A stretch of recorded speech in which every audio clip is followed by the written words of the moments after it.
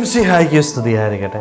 വിശുദ്ധ മത്തായി അറിയിച്ച സുവിശേഷം 22 അധ്യായം 32 അവിടുന്ന് മരിച്ചവരുടെയല്ല, ജീവിക്കുന്നവരുടെ ദൈവമാണ്. നമ്മിൽ നിന്ന് മാറി നിൽക്കുന്ന ഒരു ദൈവമല്ല, മറിച്ച് നമ്മുടെ കൂടെ ഇരിക്കുന്ന ഒരു ദൈവമാണ് നമുക്കുള്ളത്.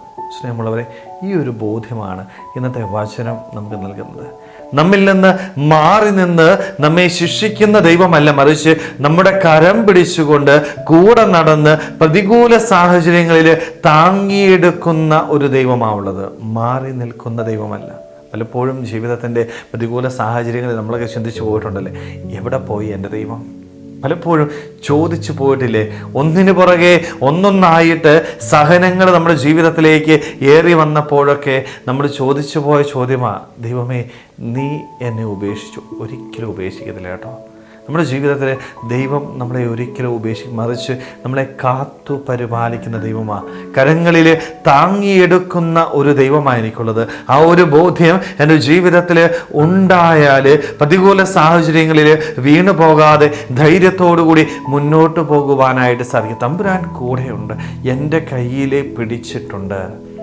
ഏത് മരണത്തിൻ്റെ താഴ്വരയിലൂടെ നടന്നാലും ഞാൻ പേടിക്കേണ്ട, എൻ്റെ കയ്യിൽ എൻ്റെ ദൈവം പിടിച്ചിട്ടുണ്ട്, എൻ്റെ കൂടെ എൻ്റെ ദൈവമുണ്ട്. സ്നേഹമുള്ളവരെ, എത്രമാത്രം ധൈര്യം നൽകുന്ന ഒരു വചനമായത്. പക്ഷേ പലപ്പോഴും ഈ ഒരു വചനഭാഗം ഓർക്കാനായിട്ട് എനിക്ക് പറ്റുന്നില്ല. വീഴ്ചകളിൽ നീറി കരയുന്നവരായിട്ട് നമ്മൾ മാറുകയാണ്. കരഞ്ഞ് ജീവിതം അവസാനിപ്പിക്കുന്നവരായിട്ട് പലപ്പോഴും നമ്മൾ മാറിപ്പോകുന്നുണ്ട്. കാരണം ഈ വിശ്വാസം നഷ്ടപ്പെട്ടു പോകുമ്പോഴാണ്, ദൈവം കൂടെയുണ്ട് എന്നുള്ള ബോധ്യം നഷ്ടപ്പെട്ടു പോകുമ്പോൾ തകർന്നു പോവുകയാണ്.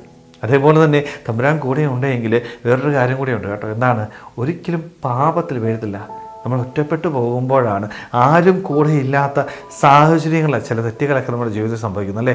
ദൈവം കൂടെയുണ്ട്, ദൈവം എന്നെ കാണുന്നുണ്ട്, എന്നെ പരിപാലിക്കുന്നുണ്ട് എന്ന് ഉറപ്പുള്ളപ്പോൾ ഒരിക്കലും ഞാനൊരു പാപത്തിന് അടിമപ്പെടത്തില്ല. മറിച്ച് തമ്പുരാനെ പോലെ, തമ്പുരാൻ ആഗ്രഹിക്കുന്നത് പോലെ വിശുദ്ധമായ ജീവിതം നയിക്കുവാനായിട്ട് നമ്മൾ പരിശ്രമിക്കുക അല്ലേ. തെറ്റിൽ നിന്ന് അകന്ന് വിശുദ്ധിയോടുകൂടി ജീവിക്കുവാനായിട്ട് നമുക്ക് സാധിക്കും. അതുകൊണ്ട് കൂടെയുള്ള തമ്പുരാനിൽ അടിയുറച്ച് വിശ്വസിക്കുക. നമ്മുടെ കണ്ണുകളൊക്കെ ഒന്ന് തുറന്ന് തമ്പുരാനെ കാണുവാനായിട്ട്, അവൻ്റെ കരം പിടിച്ചുകൊണ്ട് പ്രതികൂല സാഹചര്യങ്ങളിൽ മുന്നോട്ട് പോകുവാനായിട്ട്, വിശുദ്ധമായ ജീവിതം നയിച്ചുകൊണ്ട് സ്വർഗരാജ്യം നേടിയെടുക്കാനായിട്ട് നമുക്ക് ഓരോരുത്തർക്കും ആത്മാർത്ഥമായിട്ട് ആഗ്രഹിക്കാൻ പരിശ്രമിക്കാം.